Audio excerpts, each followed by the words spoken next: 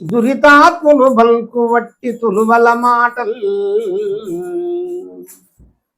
దరగారడి మాయలు అని సరగుణ నమ్మంగ వలదు సద్గుణ తిలకా సద్గుణ తిలకా వారితో పొందు వద్దురా కొడుకా వారితో పొందు వద్దురా కొడుకా వారితో పొందు వద్దురా కొడుకా వారితో పొందు వద్దురా కొడుకా పరిపాలే విధముగా భ్రమలో జంగకా నీవు పరిపాలే విధముగా భ్రమలో జంగకా నీవు ఎరుకా విడచిన గురులా వెదకి సేవింపు కులాగా వారితో పొందు వద్దురా కొడుకా వారితో పొందు వద్దురా కొడుకా వారితో పొందు వద్దురా కొడుకా.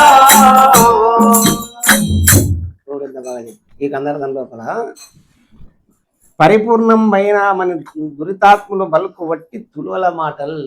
పరిపూర్ణులమైన మేము పరిపూర్ణులమైనం, అచరులమైనం, మాకు తెలియదంటూ లేనే లేదు. వేదాంగం సర్వమును విచారించి అతీత భావంలో ఉన్నాము, మేము లేని వారం అని మాట్లాడతారే.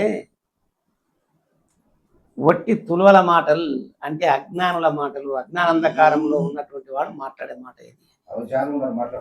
అట్లా మాట్లాడే మాట. మాకు అన్నీ తెలుసు అని మాట్లాడుతూ ఉంటారు. అన్నీ తెలుసు అనేది ఎక్కడ అంటారు అంటే తెలివి చేస్తే తెలివికే అన్నీ తెలుస్తాయి. తెలివి ఉన్న వారికే అన్ని తెలుస్తాయి, తెలివి లేని వారికి ఏం తెలుస్తాయి?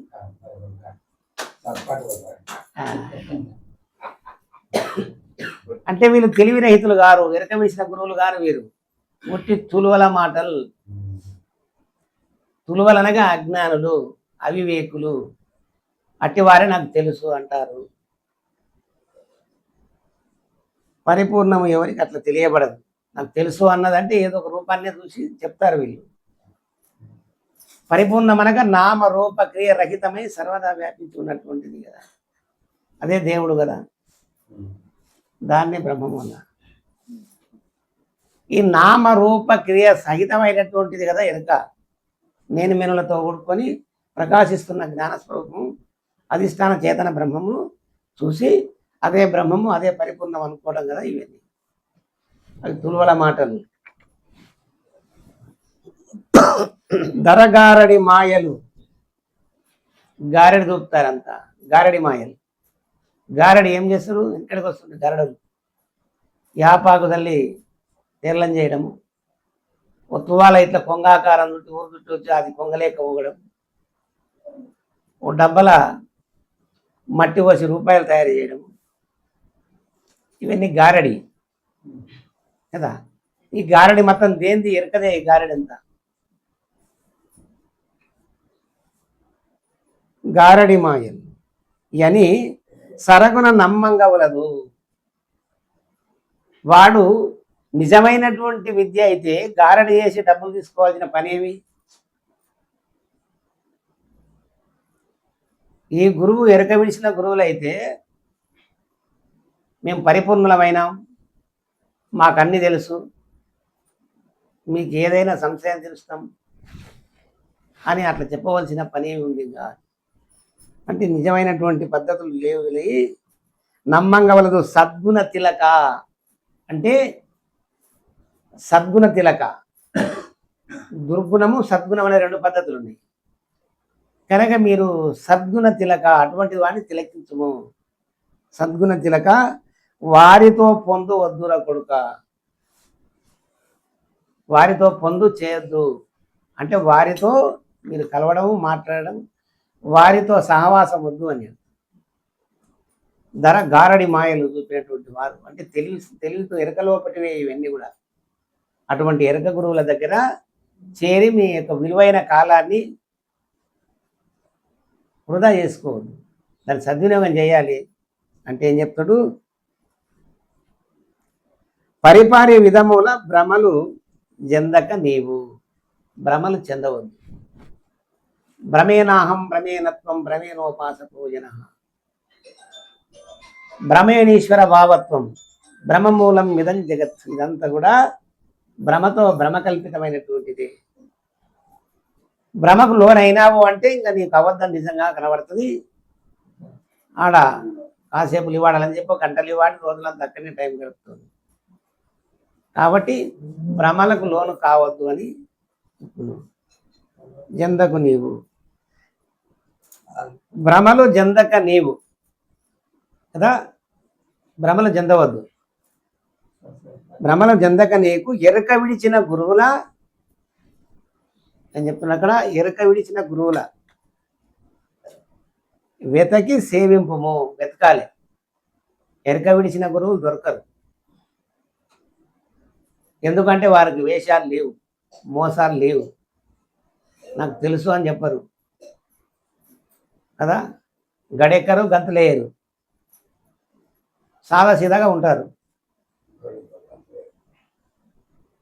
కుమ్మరవాడు కుండలు తయారు చేసి మట్టిని ఘటముగా మార్చి ఆ ఘటమును కాల్చి జన్మ లేకుండా తయారు చేసి దాన్ని అంగట్లో పెట్టి అమ్ముకోవడానికి పెట్టుకుంటారు. ఆ కుండ కాలిందే కాలంది అనేది ఎట్లా గుర్తుపడతావు వినియోగదారి? కుండ కావాలని నువ్వు పోయినావు, అన్ని కుండలు బాగానే ఉన్నాయి, అందులో కాలు లేకుండా ఎట్లా గుర్తుపడతావు? నాది ఇస్తే కదా తెలుస్తుంది. టొక్ టొక్ అంటదే, టంగ్ టంగ్ అంటదే గుర్తుపడతావు కదా. టొక్ టొక్ టొక్ అంటే ఈ కాలు లేదండి, టంగు అన్నదంటే అబ్బో ఇది వాగ్యాలు. గురువులను కూడా అట్లా పరీక్షించాలి. గురువులను కూడా ఎట్లా కొడతావు? గురువులను వాళ్ళను కూడా కొడుతూ చూస్తావా?